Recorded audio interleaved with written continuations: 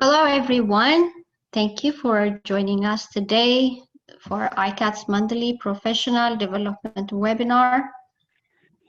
This is our leadership mindset, the power of your will over your skills.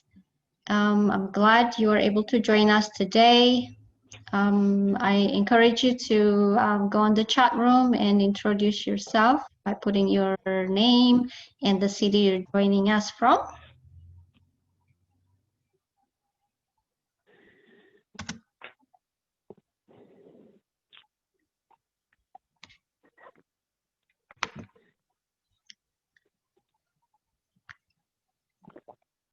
All right, today's webinar host is ISPI Potomac.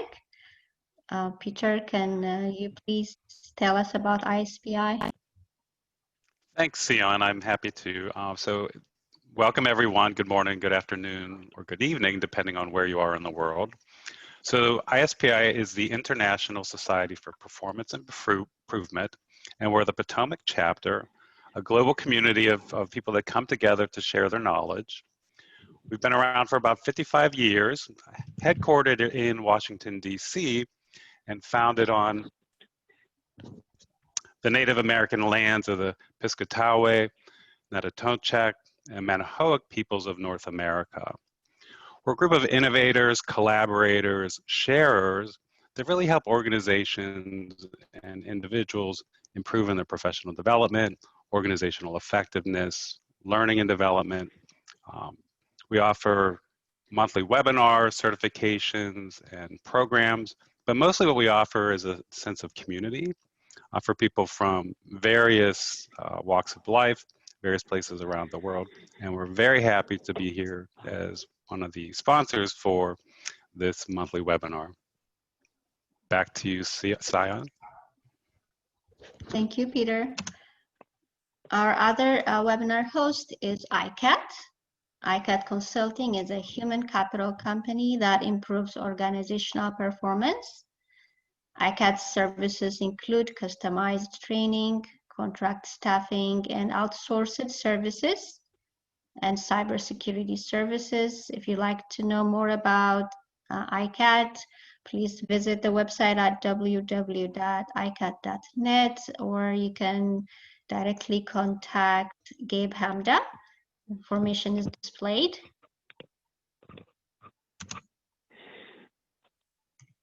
Just a little reminder for the webinar tools for you to use.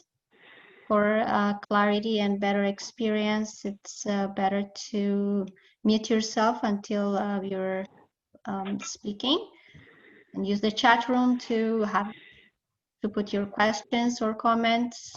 You can still introduce yourself, be nice, and putting your name and the city you're joining from. And you can raise your hand, and we'll have a great experience. And I'll call Jonathan to take over from this point. Jonathan. Thank you, Sion, and I appreciate it. Welcome, everybody. I will be your panel leader here for today's discussion on the leadership mindset. And I wanted to just start by saying, you know, at its core, leadership mindset is defined by how we see ourselves in our professional roles as leaders and the stories we tell others about who we are. It's one of the most important and probably least understood and perhaps maybe even most neglected elements in being a leader. So over time, our mind shifts can shift, and they can also develop. And we can modify our thinking and learning around our leadership as a result of what's going on with our mindset. So we're going to have a series of topics here presented to you to give you different perspectives on a leadership mindset. Think of these as mental lenses in which we, as a leader, look through our role as a leader. and the situations that we encounter. So today we will have Benjamin Preston speaking about being unconditionally excited as a leader. Lydia Lee will be talking about leading with empathy. I will give a presentation on leading from within, and we will round up with Peter talking about collaboration in an always-on world. And all of these, again, will be different perspectives on that leadership mindset. And with that, we're going to jump right in, and we're going to have Benjamin lead us off with Be Unconditionally Excited. Hi, thank you, Jonathan.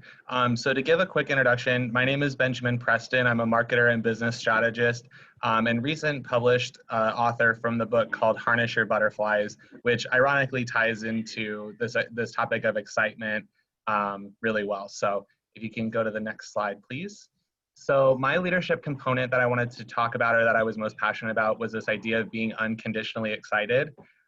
Leaders often are faced with, if you look at sort of a leader's perspective over a day, there's tons of conditions and things that happen that can kind of throw you and make you unhappy or angry or overwhelmed or anxious or whatever. And the key thing that I want to take away from this, or that I wanted to put into this, is your emotions as a leader are extremely important when it comes to influencing your team and getting the results that you want.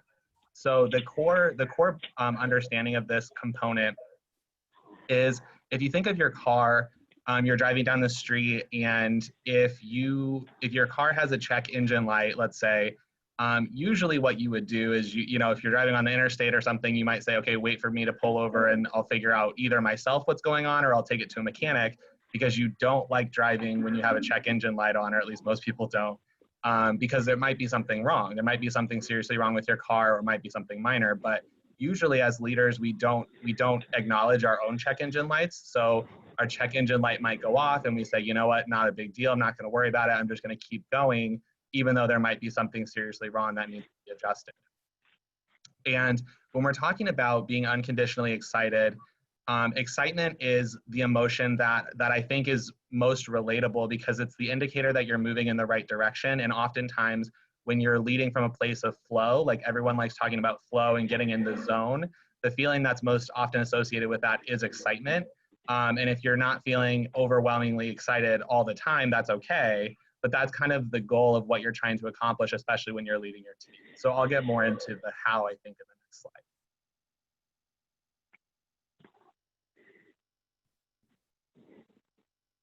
Next slide, please.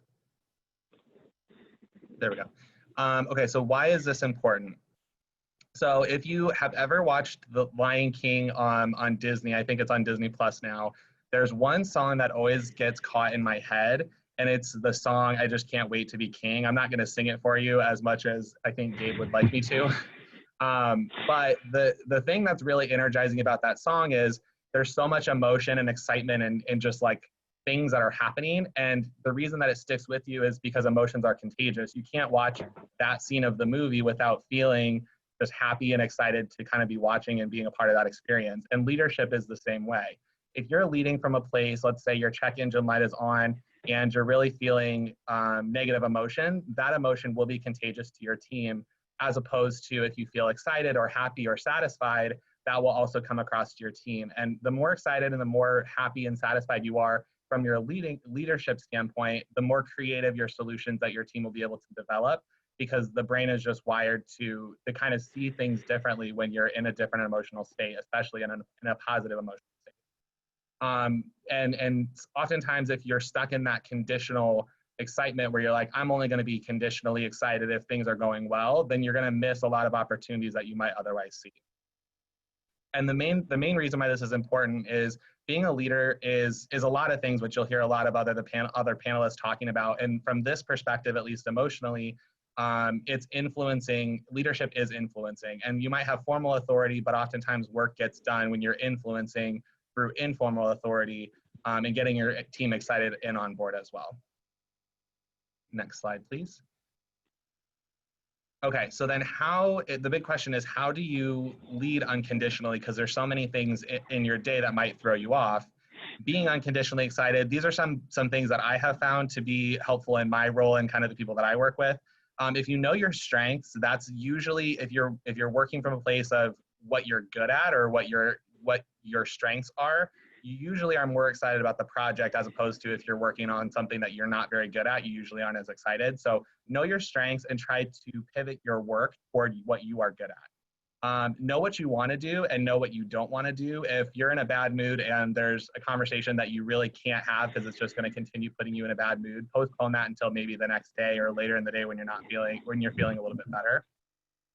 Gather as many experiences as you can and kind of practice and find out how to get yourself out of those funks when you're in them, because oftentimes the best way to practice getting excited is when the stakes are a lot lower. So gather a lot of those experiences.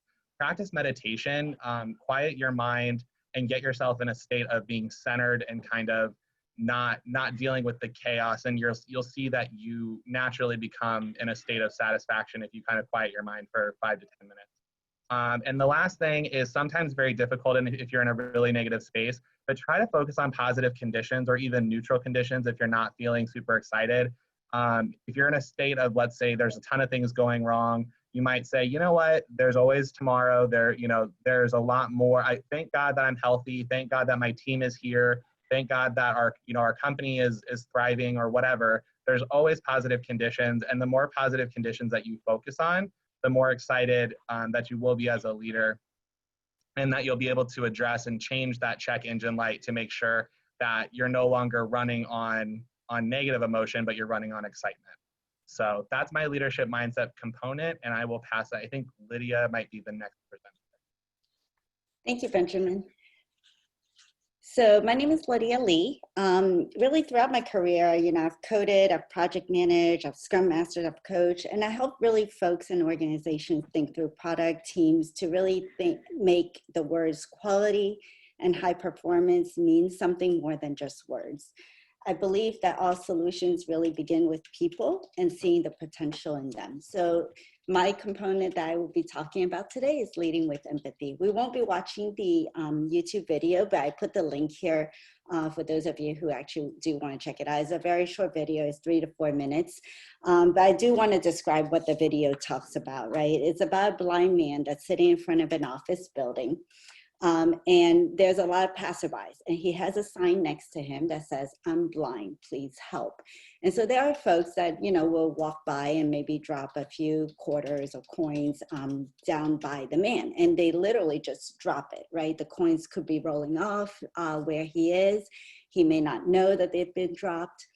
And there's this woman, after, many passerbys, there's this woman that actually just walks by him, decides to turn around, and she changes his sign, and she starts to scribble things onto the sign, and she walks away. And after the sign changed, many passerbys dropped more coins in front of him so that it's reachable within his reach. The woman at the end of the day comes back to him and just checks on him. And because he touched her shoes at the beginning, he remembers her, and he asked her, "What did you write that made people stop?" And what she said is, "I made people see what you can't." And what she did was she's changed a sign to, "It's a beautiful day and I can't see it." So really the power of words, right, is strong. That by changing the way we say something, by changing the way that we see something, we're able to actually modify people's behaviors. And so how do you use the power of words? Really being able to build connection and feeling empathetic and get rid of that inwardly thinking that it's about me, right? And you change it to it's about them. So next slide, please. Why is empathy important? When you've truly built empathy, the culture that will be obvious is one of safety. People will be speaking genuinely to each other, not just being nice or overly nice, but really having tough conversations in a manner that's authentic. There's going to be a lot of synergy, right? People are going to be walking the same rhythm, having the same heartbeats. They know their goals, they know their roles, their responsibilities are clear, and they go right at it with the same purpose. They're authentic. There's open communication. There's a lot of positive energy. Organizations are authentic and open. There's no fakeness. There's no superficial niceness. We don't just say, hey, we're part of a family. We actually feel like we're part of a family that cares about each other. And then ultimately, the last point is that empathy will actually create courage for people to speak up, to not hide the truth, to not, soften up the truth, but to truly have those hard conversations about what's working and what's not.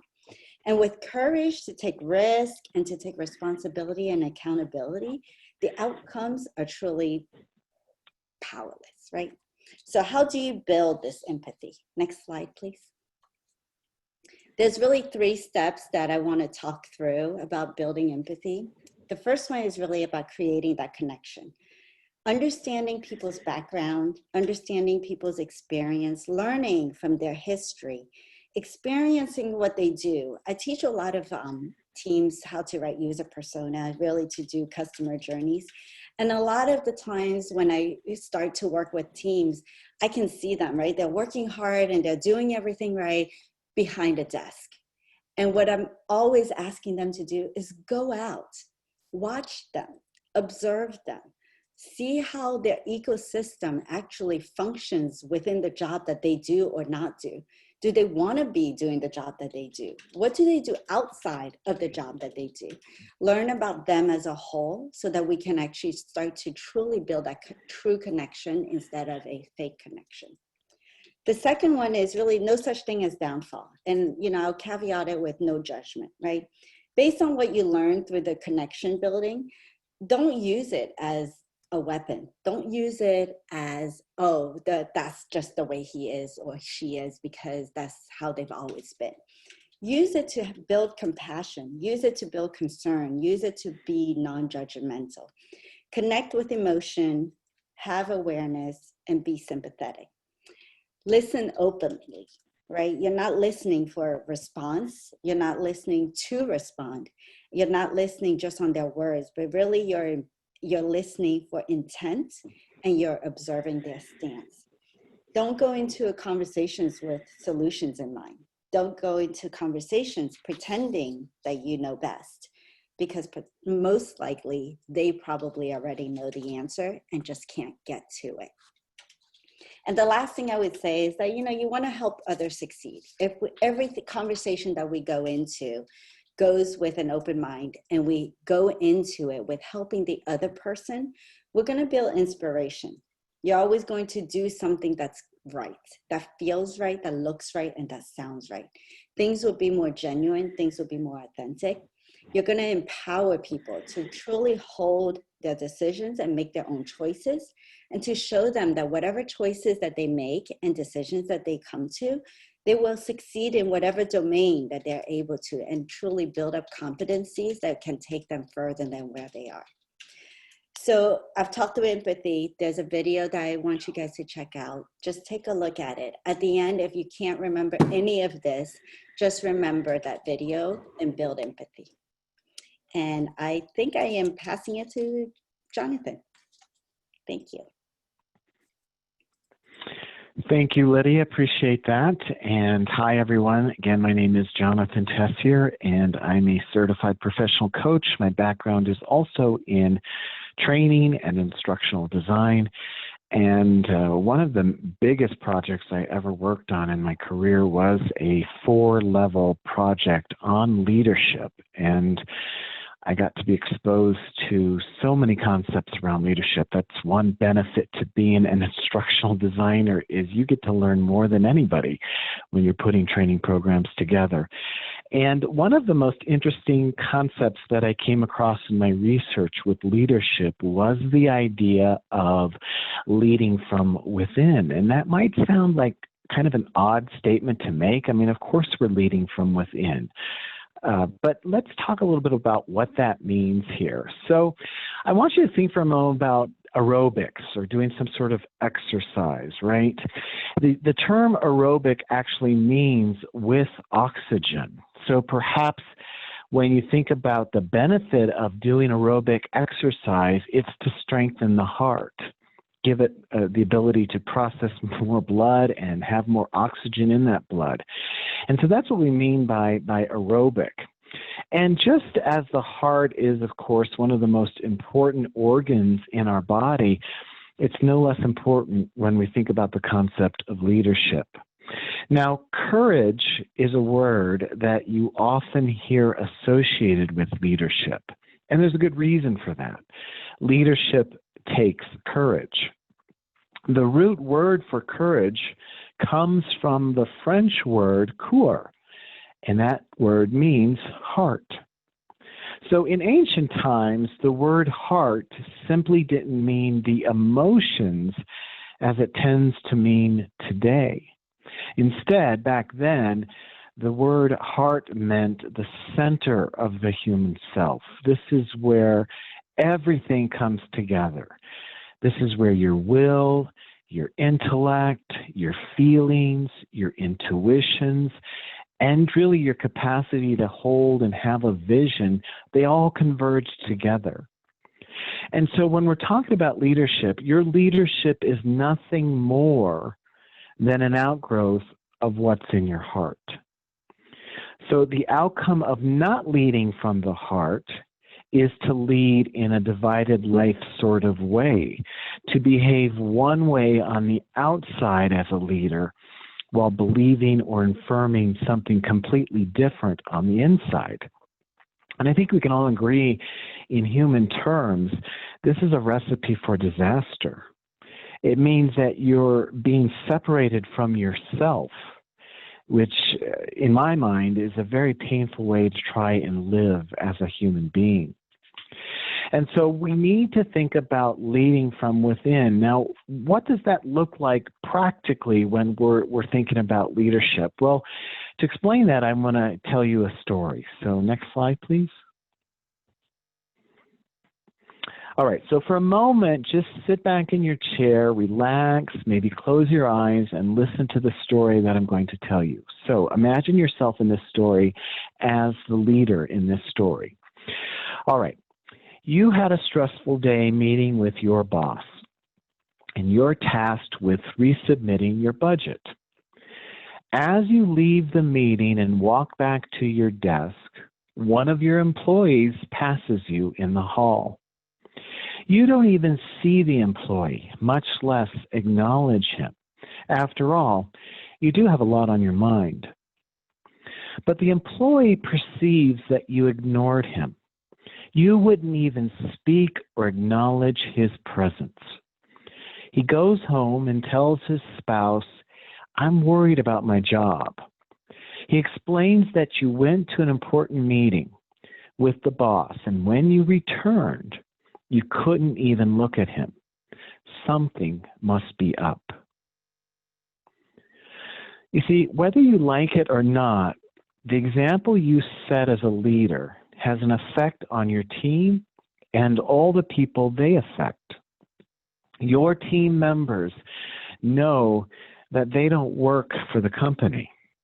They work for you. They look to you, and this is the key, they look at you for guidance and direction. And just as you have expectations of them, they have expectations of you. So I want to give you two truths that are going to really help you to lead from within. And let's go over what each of these truths are. Next slide, please. Truth number one that I want you to remember as this idea of leading from within is employees are watching everything you do. Even when you think they're not paying attention, they are. There is never a time when you're not leading. I'm going to repeat that. There is never a time when you're not leading. Remember, people follow people. And as the leader, they are, of course, following you. Employees have entrusted a large part of their lives to you. Does this comment sound scary? It might. It's true, though. I mean, a big portion of their days, their livelihood, are all as a result of following you. So everything you do and say is being watched and evaluated at all times. The question then becomes, what are they seeing? As a leader, your influence is constant. You lead by what you do, so you're leading all the time. Great way that I like to look at it is the fact that you're living and leading in a fishbowl. You don't get to pick and choose what attitudes or behaviors you want to count. Everything you do counts.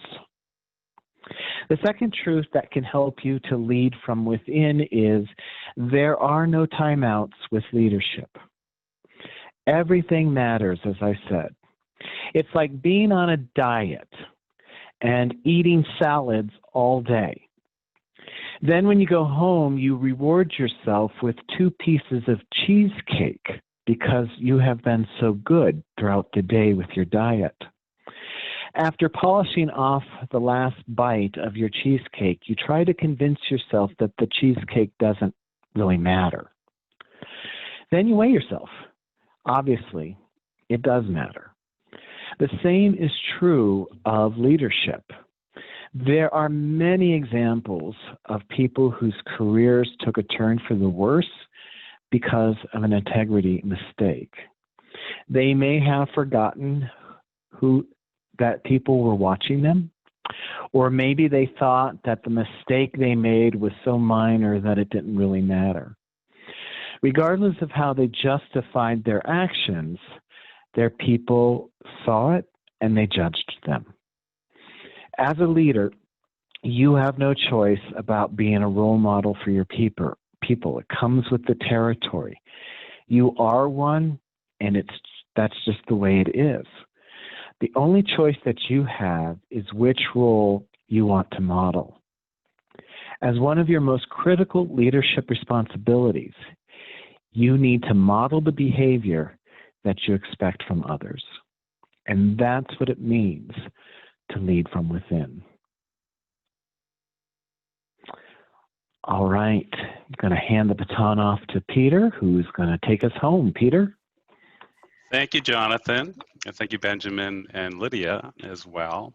So I'm Peter Baverso. I am the president of the Potomac chapter of the International Society for Performance Improvement, and also the senior member of an organization called Ventivia.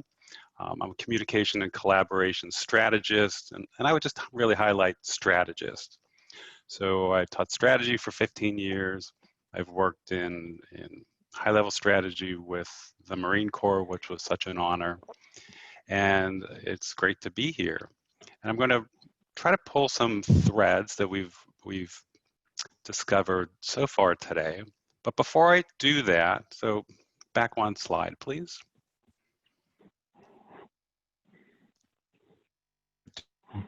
I'd invite you long, deep breaths. So breathing in and breathing out. Smile as you breathe in and breathe out. One more big breath in, big smile. Hold it for a second and then exhale all the air out. Shake it out a little bit. Super. So we're switching context a little bit. So we're moving from speaker to speaker. So it's helpful to take a moment and recenter ourselves. We heard a little bit about emotions and meditation from Benjamin. So that centering is really important when we're switching from topic to topic. Next slide, please.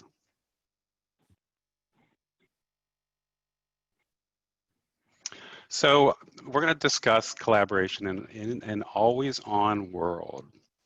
So collaboration is really an interesting concept. So most of us have learned about leadership from examples learned through the Industrial Revolution. In the Industrial Revolution, collaboration meant working together. which really tended to mean more about cooperation.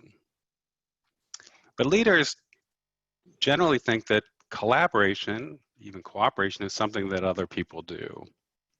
So when we're thinking about collaboration, we're trying to work jointly on something to create something new, where we're bringing our skills together to create something that emerges from these contributions that would have not otherwise been possible if we were doing it by ourselves. Very different from cooperation, which is working jointly to produce something where I have an objective and we're reaching it together, or teamwork, which is the combined action of the group. So in collaboration, we're looking to bring together the hearts and minds and hands, vision, intuition of a group of people to innovate, to create, and to reorganize our world, our work, our relationships into a new pattern or structure. And for a lot of people, this is really new territory. So again, I mentioned the Industrial Revolution, where Frederick Taylor taught us that the father of scientific management, that it's mostly about efficiency. But collaboration in this creative process isn't really that efficient. It's messy, it's something that happens between people, and we really need to be thinking about this emergence of something new. Most leaders learn how to lead their organization or their team in what we might call silos. So when we're working in silos, the people at the, we would say the leadership team level, don't tend to function as a team. They tend to focus really on themselves and their group, which can be really damaging to the organization as a whole. So we really want to rethink what this means to collaborate. Next slide, please. So here we have some data. So 75% of employers rate collaboration as important. 86% of executives cite that employees' communication and collaboration results in workplace failures. I just finished, or actually I'm in the process of finishing a book from Rita McGrath from Columbia. She's a strategy scholar. And one of the things that she talks about in that book is, Taylorism, focusing on the self, is really lethal in organizations that are living in a world of complexity. And I think if we've learned anything over the last 6 months is the world isn't the same as it was before. We were in an always-on world, it seemed, 6 months ago, but now we're in an always online-on world, which requires us to think and act a little bit differently. So Jonathan mentioned the heart. Benjamin talked about emotions. The heart being the seat of emotions, but it also kind of runs the brain.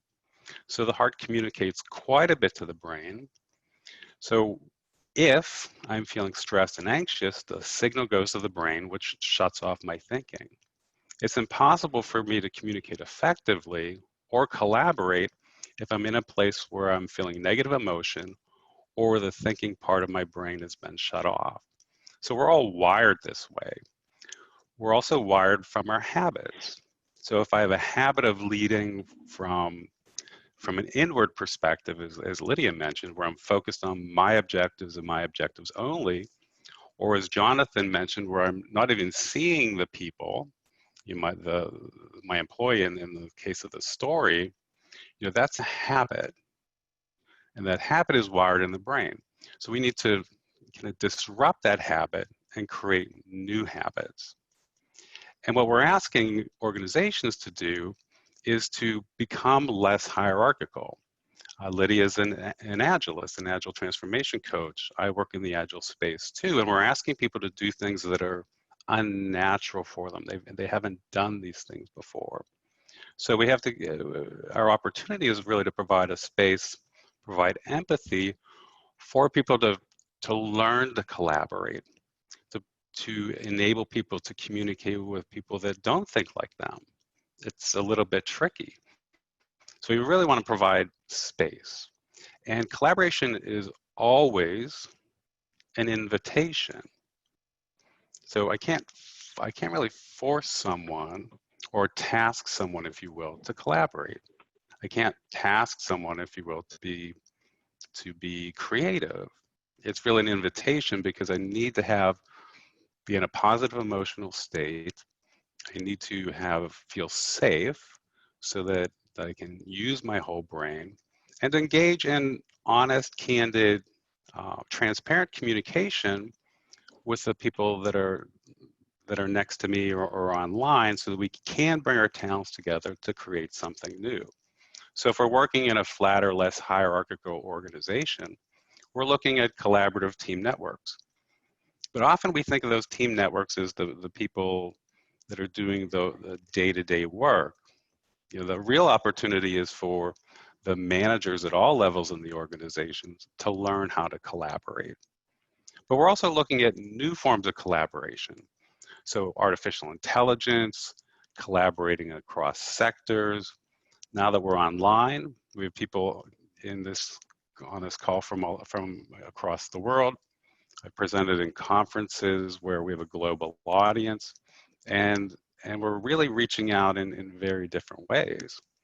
And often those opportunities are missed if we're focused solely on ourselves.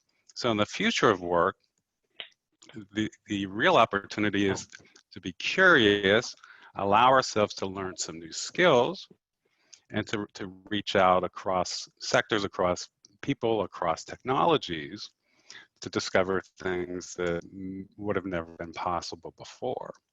And we're continuing to accelerate the pace of change, which is also accelerating this collaborative intensity.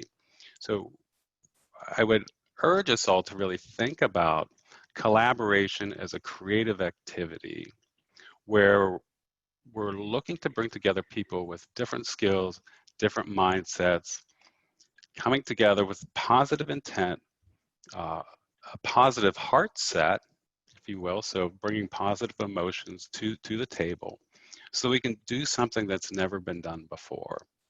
If we're looking to do anything, I believe, post-COVID, what I would call leading beyond the masks, is to look at the world in a very different way and to look at each other in a different way. Because everyone has an idea, everyone has a dream, everyone has hope, and if we can lift people up, then it's much easier to come together and connect. Next slide. So here's a couple practical tips. So for collaboration, often when we see friction in collaboration, we have some red flags in terms of our will. I want my way. My mindset, well, I usually get my way, or our opinion.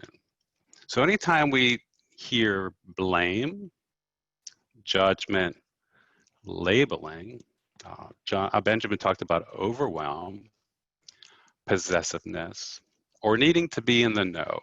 I need to attend all of those meetings because I need to be seen as being in the know. So when I hear these things, these are red flags that collaboration is impossible and we have some friction. So here's something that you can specifically do. So get curious. Ask the other people, what's important to you?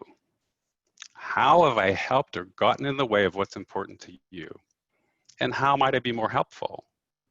3 very simple questions, which puts us in a positive emotional state, allows the other person to feel safe, and that I'm feeling empathy for what they have to contribute. But often what we find is we learn so much. We learn about the individual, and we learn a whole lot about ourselves, because often we are the ones that are getting in the way. So the opportunity is really to ask those questions, really of all the people that we work with.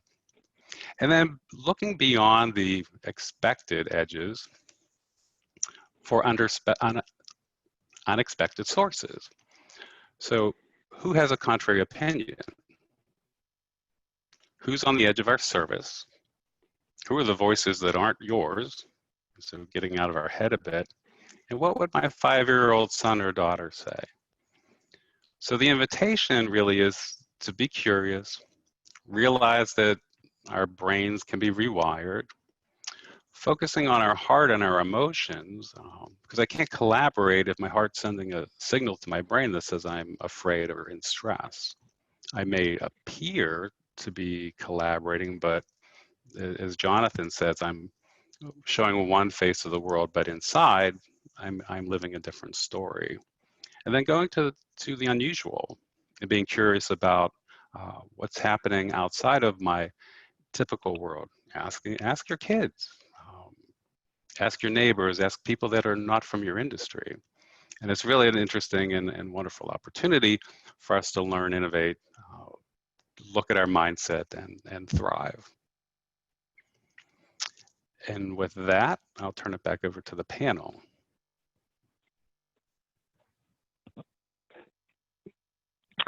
Peter, thank you so much.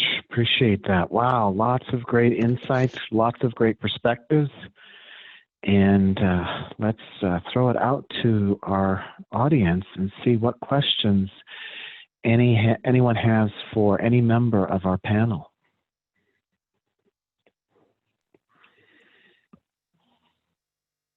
This is Gabe, and I wrote a couple of comments in chats, and I'll just kind of maybe put it out in a form of a remark. First, I want to say, wow, I really appreciate each of you, your presentation. I'm sitting here, and so I want to have the mindset each of you spoke about. I want to increase my empathy. I want to increase my enthusiasm or positive energy. I want to use my heart. I want to collaborate. Those are, I really want to be all of these. And so I guess my question for myself and your help is for me to gain the mindsets each of you spoke about. We are doing training. I'm getting the awareness, the role training plays, and also the mindset. Is it possible maybe some people are more prone to have more empathy, to be more curious, to use the heart? Is there kind of the role the wiring plays? And also the well-being, when someone is well, like Peter, when you are in a mountain, you are in an environment that is kind of nurturing, you're around people who are affirming, the role that, the well-being plays. So I'm kind of looking at these factors that feed my soul to have the right mindset. So if you can, any of you or all of you can speak the degree to which wiring, training, and the well-being or any other factor plays for someone to have kind of like the right mindset you all spoke about. Thank you. I can jump in, Gabe. So this is Peter. I do quite a bit of work using a psychometric called emergenetics. And emergenetics looks at the common ways people think and the common ways people act. So when you ask if there are some individuals that are more prone to be empathetic, someone that has a social preference that is intuitive about people tends to be more wired to be more empathetic. We can all be empathetic, though, but there are certain patterns that exist in the way we think that would lead us in a more empathetic direction. Although we can all practice empathy, so by practicing the empathy, by practicing getting to know someone, by practicing stopping on the street, by practicing when you're at the grocery store, calling the cashier by their name.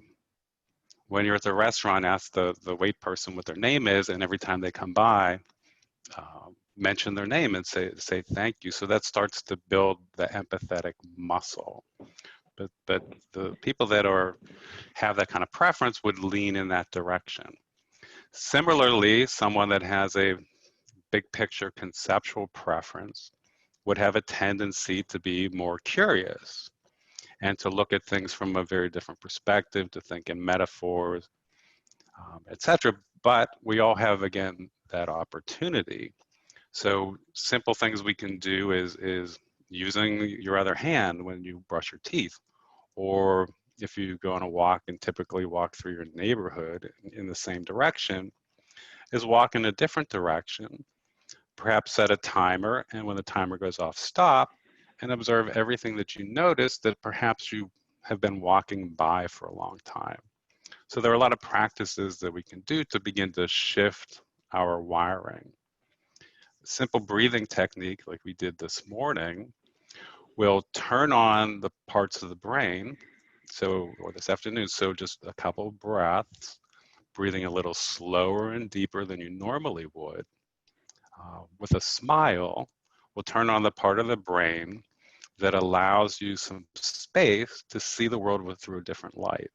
So again, if we take a moment, practice some breathing, we can also see things from a very different perspective. With that, I'll turn it over to any of the other panelists that have some input. Yeah, this is John. I actually want to add on to what Peter just said, right? I think that one of the things is it's not that everybody will be one person will be more prone than another, but it's really about that it will show up potentially looking a little bit different, right? Excitement for me will look a little different than for Peter or for Jonathan or for Benjamin. Empathy may look a little bit different as well. The way that we feel, the way that we show up will look different. When I think about wiring, Gabe, your question around that, right? I kind of go back to like martial arts, right? Where you're being taught something or you're learning something on your own. And what you need is really the practice of it. And so exactly what Peter said, right? Do little things to kind of nudge yourself that way so that it becomes practice. And then at the end, you need to have an accountability partner to really hold you accountable for when you're off base, right? When you're not practicing, when you're not doing the things that you said you wanted to do. I don't know if anybody else has a perspective, but that would be mine. This is Jonathan, and I want to piggyback on something that Peter said about, if you go on a walk in your neighborhood the same way every time, you're not going to see something that you may see if you decide to, for example, reverse that course. And that to me leads into one of the key things for making any kind of a change, and that is as leaders, and we're all leaders in our lives, you only manage what you see. If you don't see something, you're not going to manage it. So is there a way where you can start to see the things that you've been blind to in yourself and in your circumstances? And once you make those visible, then you can start to do something about them. So that's critical. I've been a manager in various jobs for the bulk of my career, and that was the one, when I learned that, you can't manage what you don't see, that changed everything for me, because that's the key, is you've got to see it. That's really interesting, Jonathan. This is Peter again. So one of the things that we do is help make conflict visible.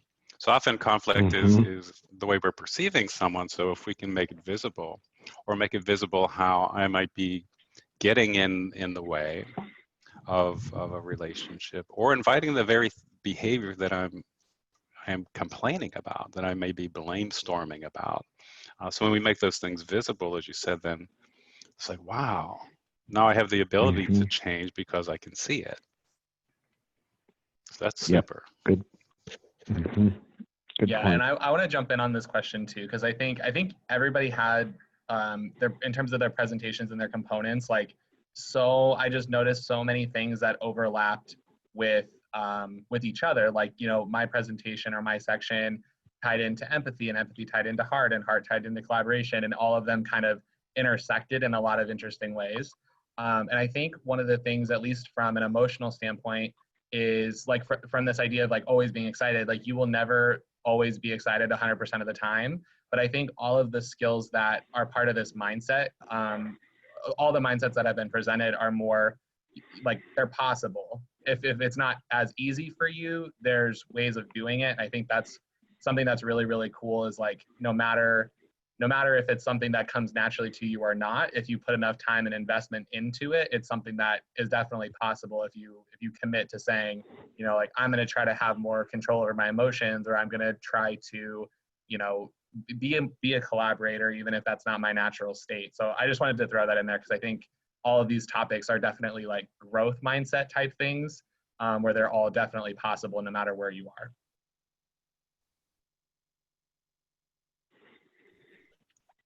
And it helps to have an accountability buddy.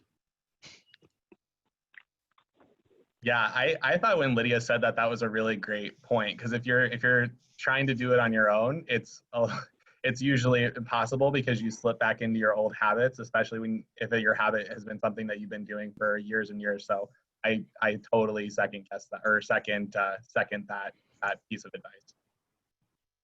I just want to add on that accountability partner.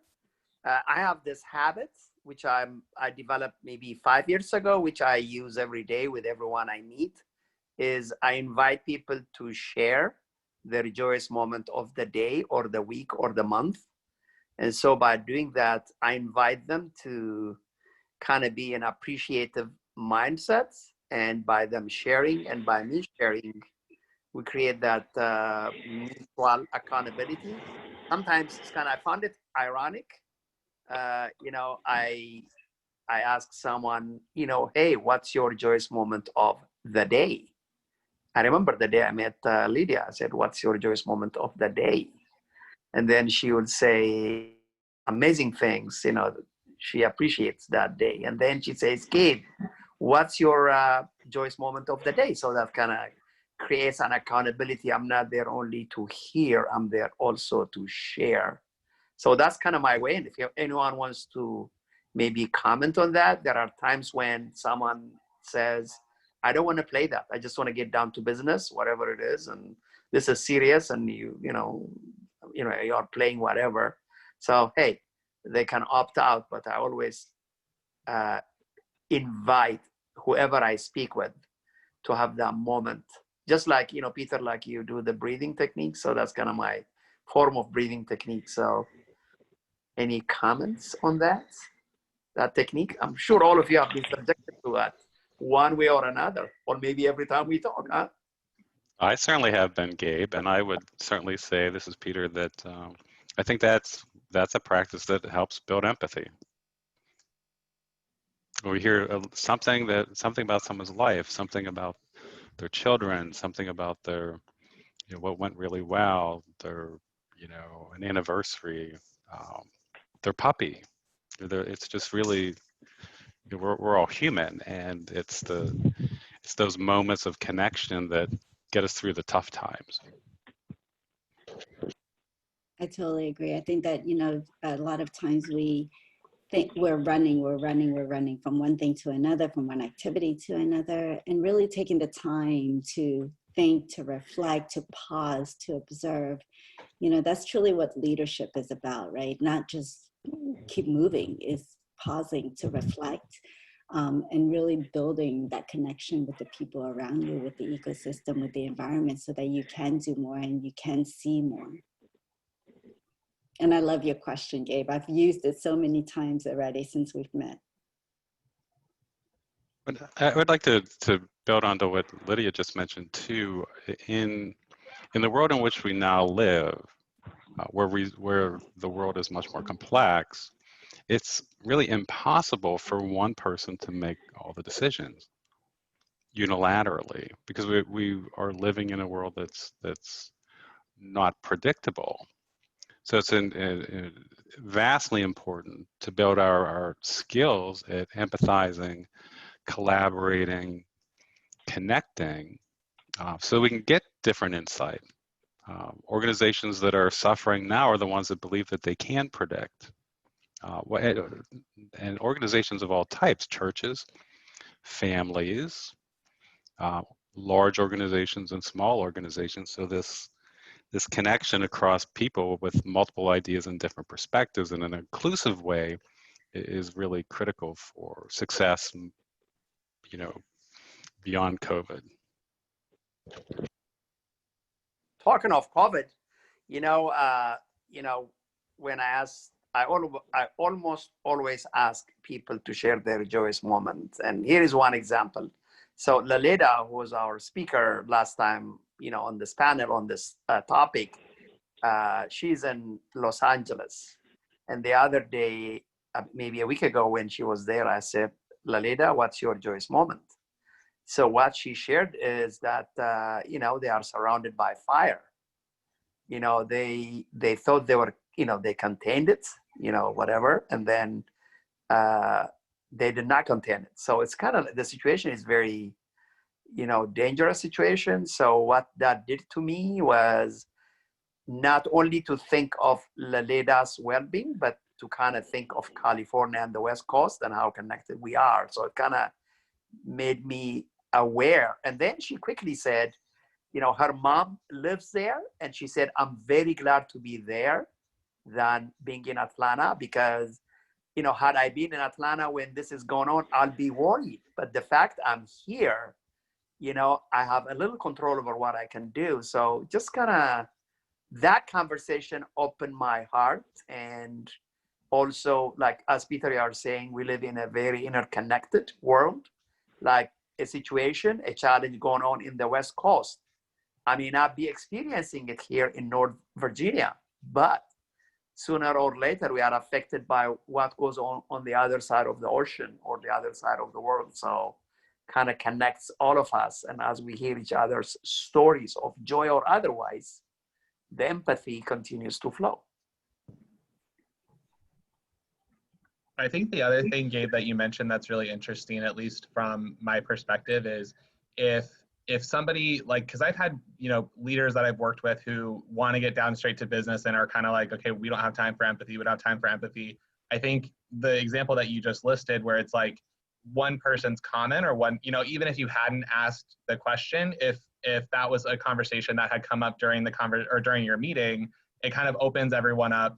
So I think the lesson that I see in that is you can still own a room no matter, if you are centered and grounded, and you know the energy and the excitement that you want to bring to the group.